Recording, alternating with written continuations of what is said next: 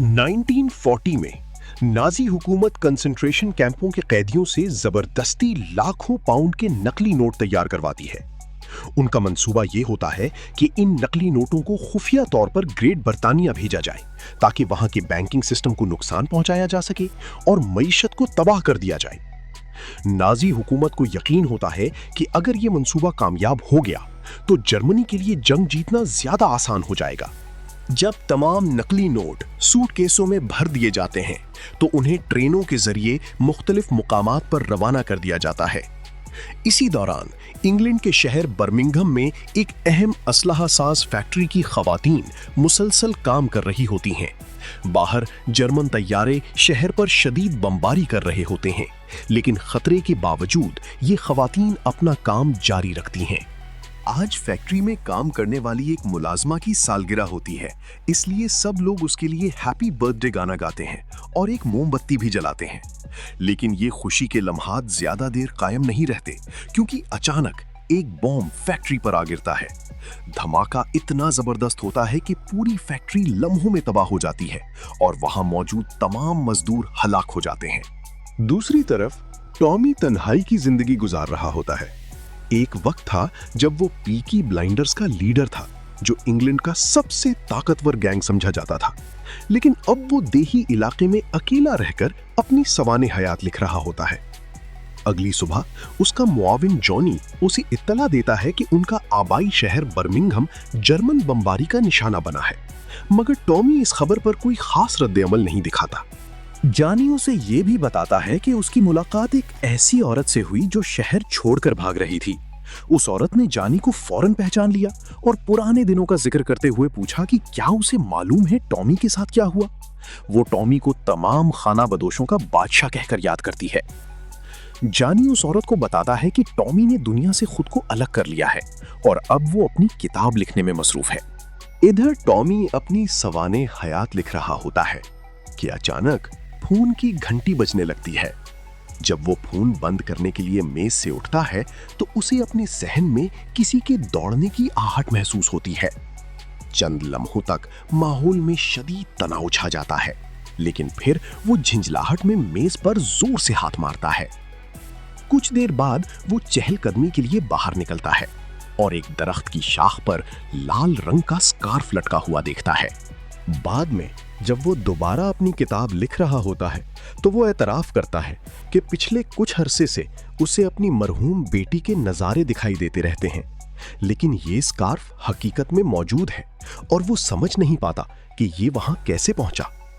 इस स्कार्फ की मौजूदगी उसे मुसलसल परेशान करती रहती है, इसलिए वो फैसला करता है कि उसे अपने भाई की कब्र पर लटका दे। दोपहर के वक्त टॉमी की बहन एडा उससे मिलने आती है और उसे फैक्ट्री में होने वाले होलनाक धमाके के बारे में बताती है। वो चाहती है कि टॉमी वापस आकर मामलात संभाले, लेकिन टॉमी इनकार कर देता है क्योंकि उसके मुताबिक उसे पहले अपने ज़हनी और माजी के भूतों का सामना करना है। एडा नाराज होकर उसे डांटती है और याद दिलाती है कि वो कई सालों से अपने बेटों से भी नहीं मिला, लेकिन टॉमी सर्द लहजे में जवाब देता है कि वो कभी एक अच्छा बाप था ही नहीं। एडा उसकी बात से मायूस तो होती है, लेकिन फिर भी उसे हालात और ताज़ा वाकयात के बारे में आगाह करना शुरू कर देती है। एडा टॉमी को मजीद बताती है कि उसका बेटा चार्ल्स शुमाली अफ्रीका में जंग के महाज पर तैनात है, जबकि उसका दूसरा बेटा ड्यूक अब पीकी ब्लाइंडर्स का नया लीडर बन चुका है। बदकिस्मती से ड्यूक गैंग को बड़ी मुश्किलात में डाल रहा है और एडा को खौफ है कि या तो कानून उसे फांसी पर चढ़ा देगा या फिर मकामी लोग उसे मार डालेंगे। लेकिन टॉमी इसरार करता है कि अपने भाई की मौत के बाद वो मुकम्मल तौर पर बदल चुका है, इसलिए वो दोबारा इस दुनिया में वापस नहीं जा सकता। इधर बर्मिंघम में फायर फाइटर्स और पुलिस तबाहशुदा फैक्ट्री की सूरत हाल संभाल रहे होते हैं। इसी दौरान पीकी ब्लाइंडर्स वहां पहुंच जाते हैं और पुलिस अच्छी तरह जानती है कि उन्हें रोकना तकरीबन नामुमकिन है। गैंग फैक्ट्री का मरकजी दरवाजा उखाड़ देता है और धमाके से बच जाने वाले हथियार लूटना शुरू कर देता है।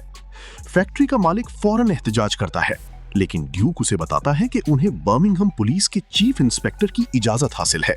फिर वो मालिक को कुछ रकम भी देता है, मगर मालिक फिर भी पुलिस वालों से शिकायत करता रहता है।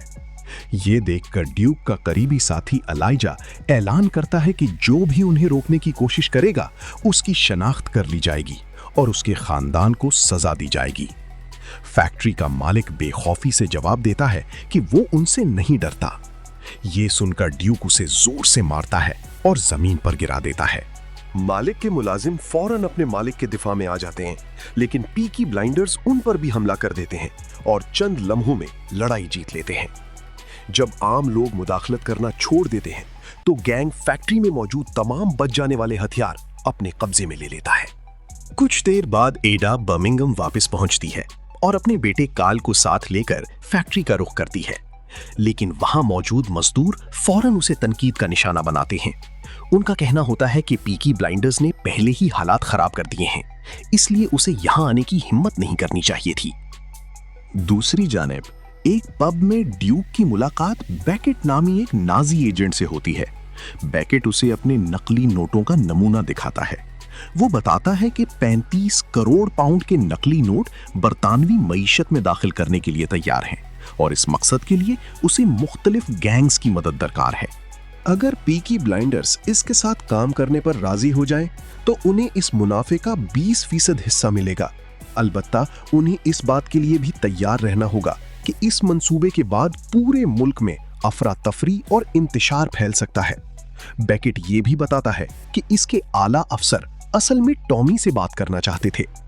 ये सुनकर ड्यूक गुस्से में आ जाता है। वो अपनी बंदूक निकालकर खिड़की से बाहर खड़ी गाड़ी पर फायर करता है और ऐलान करता है कि अब गैंग का सरबराह वो खुद है। जब बैकेट उससे पूछता है कि क्या वो अपने ही मुल्क से गद्दारी करने के लिए तैयार है, तो ड्यूक बगैर किसी हिचकिचाहट के हाँ कह देता है।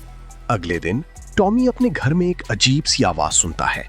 वो फौरन अपनी बंदूक उठाता है और मुहतात अंदाज में आवाज का पीछा करने लगता है। एक मेज पर उसे एक पर्ची मिलती है जिस पर लिखा होता है, खुली खिड़कियों का पीछा करो।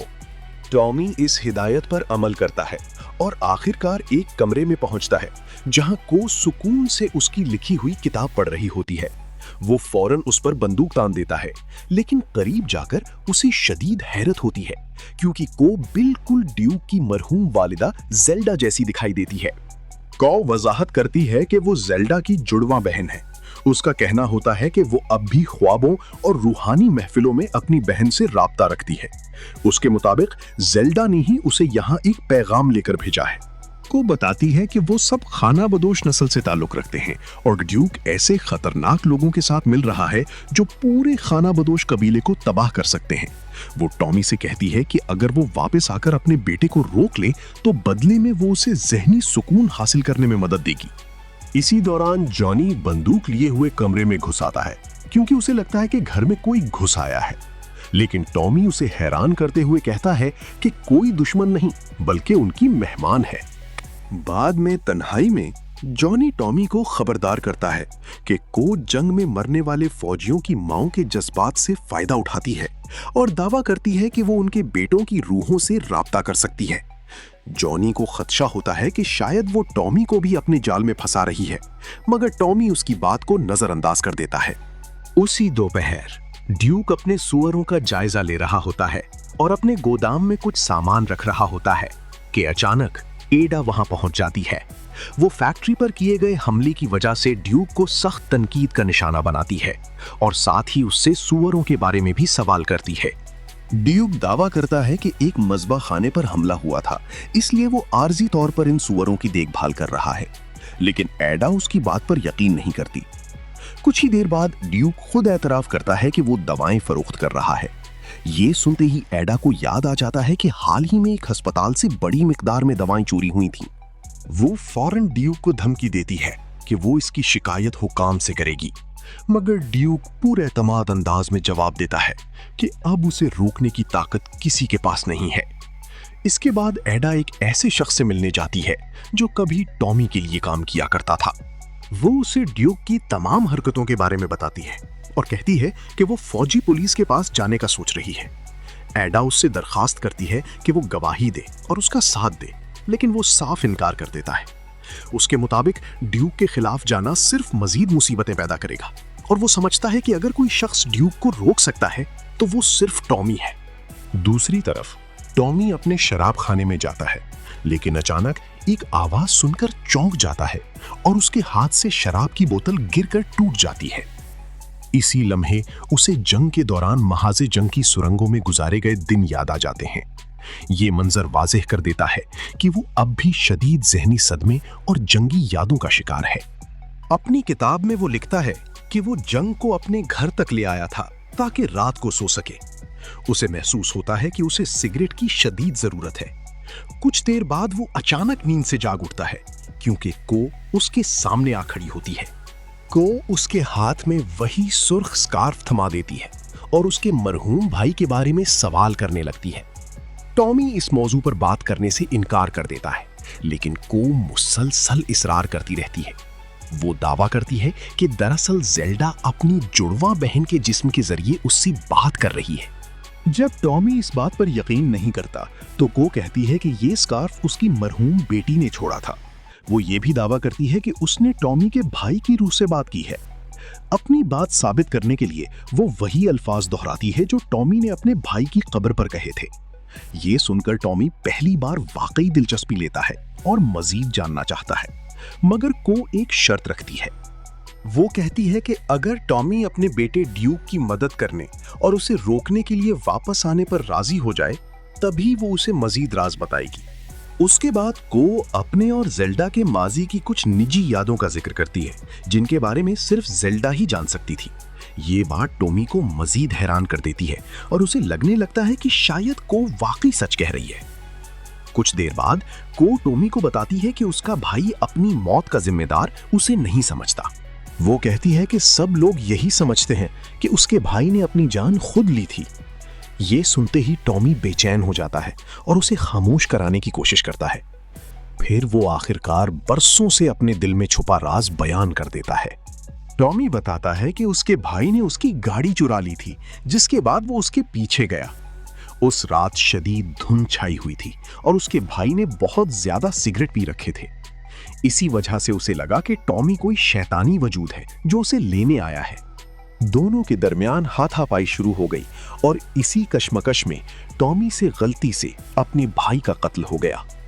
उसी शाम बर्मिंघम पर एक बार फिर जर्मन बमबारी शुरू हो जाती है।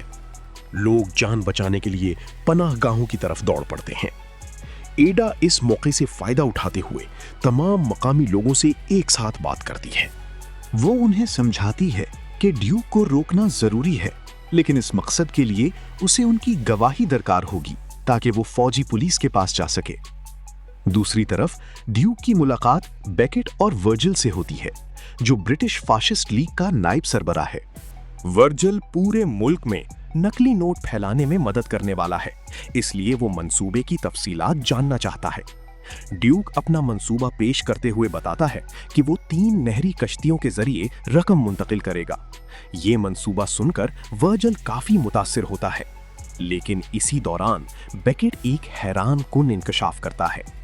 वो बताता है कि उसे खुफिया इत्तलात मिली हैं जिनके मुताबिक वर्जिल एक गद्दार है और उस पर भरोसा नहीं किया जा सकता।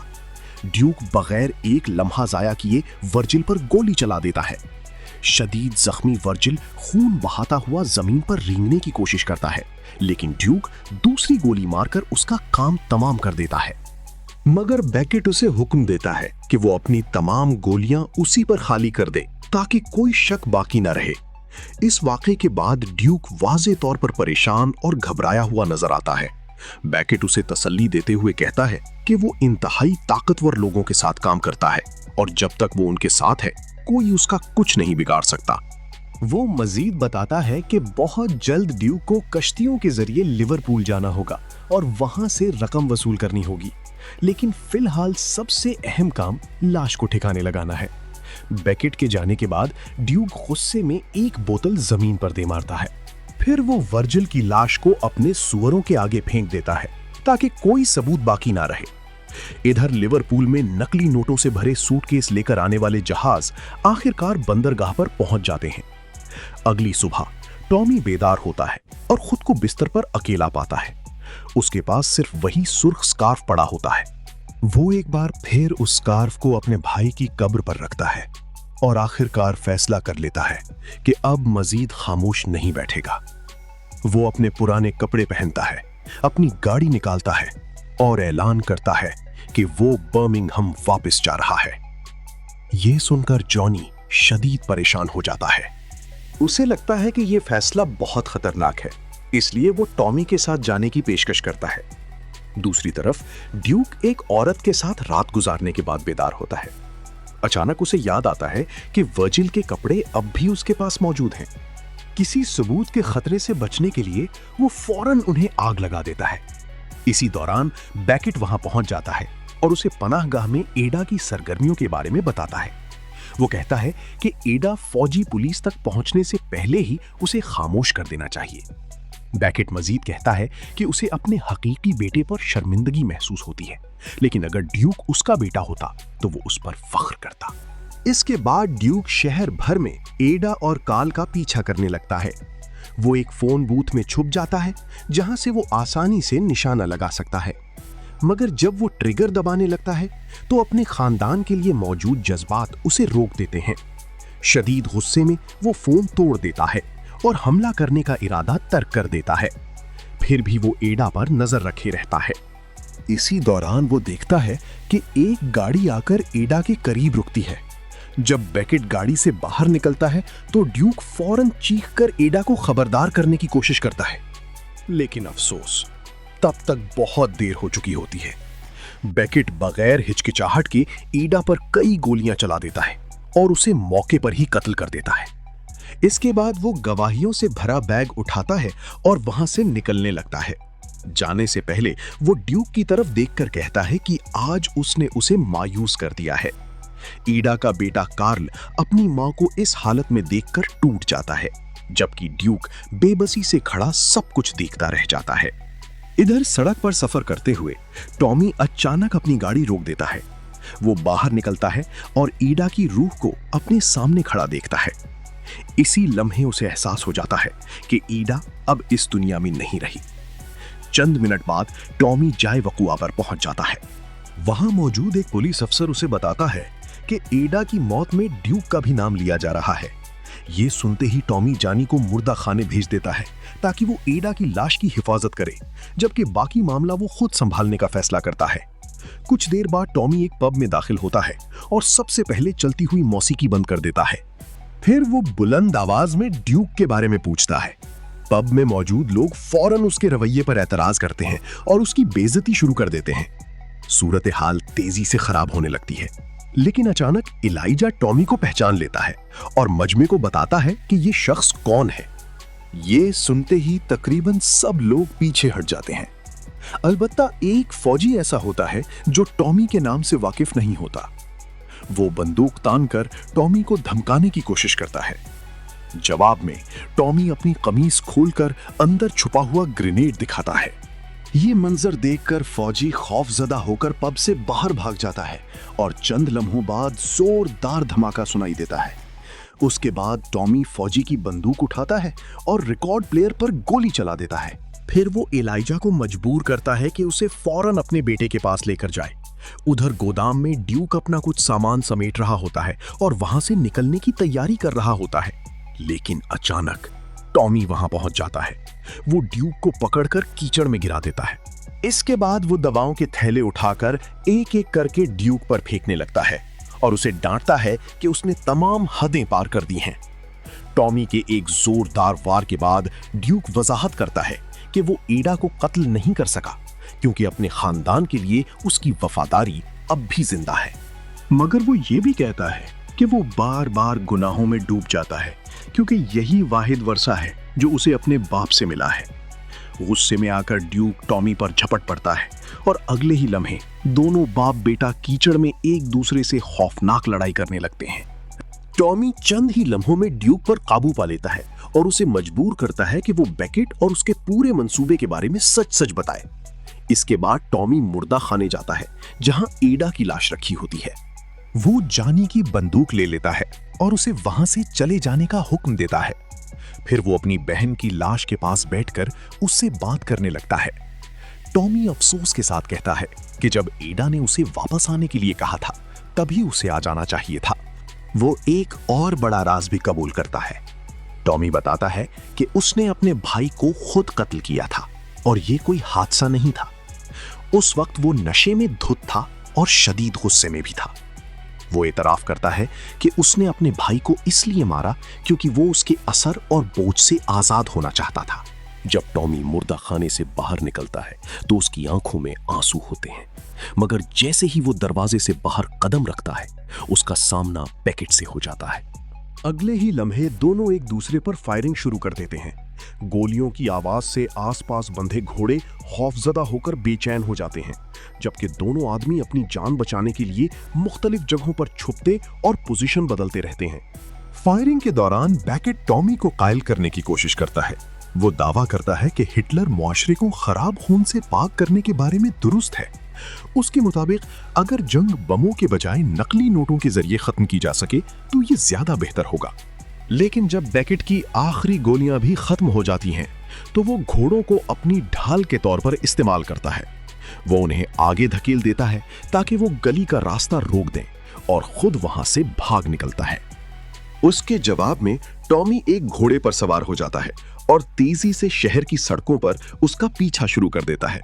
शहर के लोग जब उसे दोबारा देखते हैं तो उसका इस्तकबाल ऐसे करते हैं जैसे कोई बादशाह वापस आ गया हो। दूसरी तरफ पब में ड्यूक शराब पीकर अपने जुर्म और पछतावे को भुलाने की कोशिश कर रहा होता है। इसी दौरान कू उसके पास आती है। वो उसे बताती है कि ज़ेल्डा की रूह ने एक बार उससे कहा था कि एक दिन टॉमी और ड्यूक मिलकर काम करेंगे। कू के मुताबिक अब वो वक्त आ चुका है। वो ड्यूक को एक गोली देती है और कहती है कि नाजियों का मामला खत्म होने के बाद उसे टॉमी को भी मारना होगा। उसके मुताबिक उसने टॉमी को ज़हनी सुकून दिलाने का वादा किया था और ये मकसद हासिल करने का वाहिद रास्ता यही है। वो मजीद कहती है कि अगर टॉमी मर गया तो ड्यूक नया खाना बदोश बादशाह बन सकता है और यही ख्वाब उसकी माँ ज़ेल्डा हमेशा देखा करती थी। जब को पब से बाहर निकलती है तो रास्ते में उसकी मुलाकात टॉमी से हो जाती है। वो टॉमी को बताती है कि ड्यूक उसकी मदद करेगा, मगर टॉमी जवाब देता है कि इस वक्त उसे सबसे पहले एक खाना बदोश गाड़ी की जरूरत है। इधर पब के अंदर ड्यूक अपने फैसले के बारे में खुद को कायल करने के लिए सिक्का उछालता है। इसी दौरान टॉमी अंदर आता है और दोनों के लिए मशरूब डालता है। आखिरकार ड्यूक बैकेट को खत्म करने में उसकी मदद करने पर रजामंद हो जाता है। कुछ ही देर बाद खानदान और करीबी दोस्त ईडा की आखिरी रसूमात के लिए जमा होते हैं। ईडा के जसद खाकी को एक खाना बदोश गाड़ी में रखा जाता है जिसके अंदर उसकी चंद तस्वीर भी मौजूद होती हैं। फिर टॉमी खुद उस गाड़ी को आग लगा देता है। वो खामोशी से शोलों को देखता रहता है और अपनी बहन की जुदाई के गम से निमटने की कोशिश करता है। इसी रात ड्यूक बैकेट को फोन करता है और खबरदार करता है कि टॉमी जल्द उसके पीछे आने वाला है, मगर साथ ही वो ये भी कहता है कि वो मंसूबा मुकम्मल करने में अब भी मदद करना चाहता है। ये सुनकर बैकेट उसे वादा करता है कि अगर सब कुछ कामयाबी से हो गया तो उसे 7 करोड़ पाउंड मिलेंगे। दूसरी तरफ टॉमी जल चुकी गाड़ी की राख के सामने बैठा होता है। इसी दौरान डॉकयार्ड का बाअसर शख्स स्टैग उसके पास आता है। वो टॉमी को मशकूक गोदाम और बंदरगाह पर मौजूद कश्तियों के बारे में तमाम मालूमात फराहम करता है। जब ड्यूक वहां पहुंचता है तो टॉमी उसका तारुफ स्टैग से करवाता है और ऐलान करता है कि उसने अपने बेटे पर भरोसा करने का फैसला कर लिया है। उसके बाद तीनों मिलकर स्टैग की मालूमात की मदद से एक नया मंसूबा बनाते हैं। टॉमी वाटरलू सुरंग इस्तेमाल करना चाहता है, लेकिन स्टेग उसे बताता है कि सुरंग का आधा हिस्सा मुनहदिम होने के बाद उसे मुकम्मल तौर पर बंद कर दिया गया था। मगर टॉमी पूरे एतमाद अंदाज में जवाब देता है कि वो अंदर जाने का कोई ना कोई रास्ता जरूर ढूंढ लेगा। लिवरपूल जाते हुए टॉमी अपनी किताब लिखता रहता है और उसे अपने बच्चों के नाम मंसूब करता है। वो लिखता है कि ड्यूक फितरी तौर पर उसका वारिस होना चाहिए, लेकिन आज रात का मिशन एक इम्तिहान होगा जो उसकी असल फितरत को जाहिर करेगा। आखिरकार टॉमी वाटरलू सुरंग के बंद दरवाजे तक पहुंच जाता है और को से मदद मांगता है। को के रिश्तेदार फौरन अपने औजार निकालते हैं और दरवाजे को काटकर रास्ता बनाने का काम शुरू कर देते हैं। जब सब लोग इंतजार कर रहे होते हैं तो टॉमी को से अपनी हथेली देखने के लिए कहता है। को इसकी हथेली पढ़ती है लेकिन सिर्फ माजी की बातें बताती है। ये देखकर टॉमी उससे अपने मुस्तकबिल के बारे में पूछता है। को जवाब देती है कि आज रात उसे वो चीज मिल जाएगी जिसकी वो तलाश में है। ये सुनते ही टॉमी अपनी बंदूक निकालता है और एतराफ करता है कि जब से को पहली बार उसके पास आई थी तब से वो जानता है कि वो उसे मरवा देना चाहती है। वो कहता है कि को उसकी जिंदगी के लिए एक मनहूस साया बन चुकी है। मगर को फौरन जवाब देती है कि अगर टॉमी ने ड्यूक को ना मारा तो एक दिन ड्यूक खुद उसे मार डालेगा। इसके बाद टॉमी सुरंग के अंदर दाखिल हो जाता है। दूसरी तरफ ड्यूक बेकेट से राब्ता करता है। बेकेट उससे टॉमी के मंसूबे के बारे में पूछता है। ड्यूक उसे कश्तियों के रास्तों और हमले की तफसीलात बता देता है। वो ये भी बताता है कि उनके पास सिर्फ चंद हथियार होंगे। बेकेट फौरन ये तमाम मालूमात अपने जर्मन साथियों तक पहुंचा देता है। इसी दौरान जर्मन तैयारे इलाके पर शदीद बमबारी शुरू कर देते हैं। धमाकों की वजह से सुरंग के मजीद हिस्से मुनहदिम हो जाते हैं और टॉमी मलबे के नीचे फंस जाता है। ये सूरत हाल इसके पुराने ज़हनी जख्म दोबारा ताज़ा कर देती है। उसे जंग के दौरान खंदकों में गुजारे गए खौफनाक दिन याद आने लगते हैं। साथ ही उसे अपने मरहूम अजीजों के नज़ारे भी दिखाई देने लगते हैं। मगर टॉमी हार मानने वालों में से नहीं होता। वो पूरी ताकत के साथ मलबा हटाना शुरू करता है और आखिरकार खुद को आजाद कर लेता है। इसके बाद वो दौड़ता हुआ सुरंग की सीढ़ियों तक पहुंच जाता है। इधर बंदरगाह पर जर्मन फौजी कश्तियों के आने का इंतजार कर रहे होते हैं। जैसे ही कश्ती करीब पहुंचती है वो फौरन स्टैग पर फायरिंग शुरू कर देते हैं, लेकिन स्टैग पहले ही अपनी चाल चल चुका होता है। वो कई धमाका खेज मवाद फाल करता है और पानी में छलांग लगा देता है। तब सबको मालूम होता है कि यही असल मंसूबा था। कश्ती पूरी रफ्तार से बंदरगाह से टकराती है और एक जबरदस्त धमाके के साथ फट जाती है। सिर्फ एक ही धमाके में तमाम जर्मन फौजी हलाक हो जाते हैं।